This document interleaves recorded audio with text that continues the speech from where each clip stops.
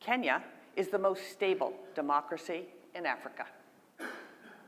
Kenya is the gateway to the East Africa market of almost 500 million consumers. Kenya is the regional logistics hub.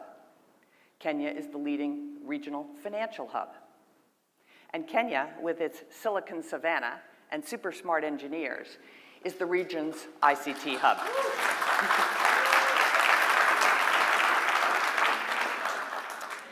Kenya is a leading destination for foreign direct investment and venture capital. Kenya has a young, educated, entrepreneurial, and English-speaking workforce. And as I said, Kenya generates over 93% of its energy from renewable sources. And last but certainly not least, Kenya's largest export market is the United States, just past Uganda. So let me repeat, this is exciting. Kenya's largest export market is the United States, and we think Kenya is ready for liftoff as it diversifies its economy. So Kenya, as I said, is the gateway to East Africa. 80% of East Africa's regional trade passes through the port of Mombasa. In addition, Jomo Kenyatta is East Africa's busiest airport. In Nairobi, it's served by 40 passenger airlines and 25 cargo carriers, including FedEx and DHL. FedEx just arrived in country about a year ago. Kenya also now has some excellent infrastructure, such as the standard gauge railway, a series of new roads, and modern ports. Kenya is already the regional financial hub for East Africa. Several international banks have had presence in Nairobi for decades. The region's largest stock market is in Nairobi, and the city hosts, importantly, the necessary legal, accounting, and consultancy services to preserve and accelerate that status.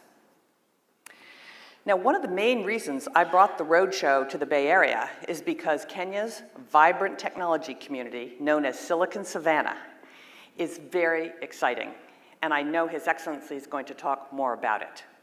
But the Kenyan government is committed to establishing Nairobi as the premier destination for tech sector innovation and investment. Many leading companies are already in Kenya, including the names that you see on the screen behind me. But emerging and also hugely impactful Kenyan companies like Clopia Global, Semiconductor Technologies Limited, Twiga Foods, Market Force, Power Financial Wellness, Kiosk, Udu, and many electric vehicle startups are in Kenya too.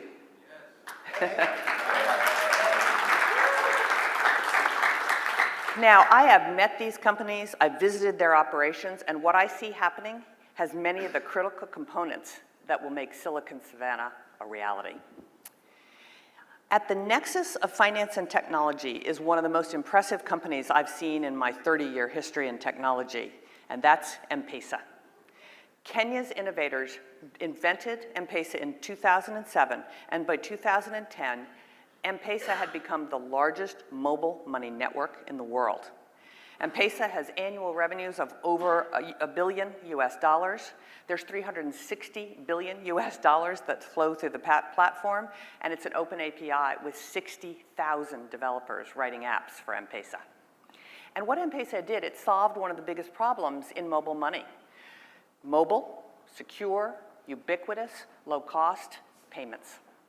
M-Pesa has over 50 million customers in 7 countries, is involved in 70% of Kenyans' transactions, powers over 5 million businesses, and catch this, 59% of Kenya's annual GDP flows through M-Pesa.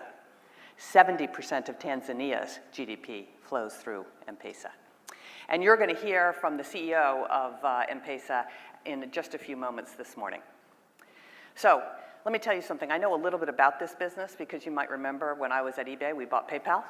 And I can assure you that M-Pesa is extraordinary. M-Pesa alone, I think, demonstrates the brilliant business minds at work in Kenya that are devising African solutions to global problems.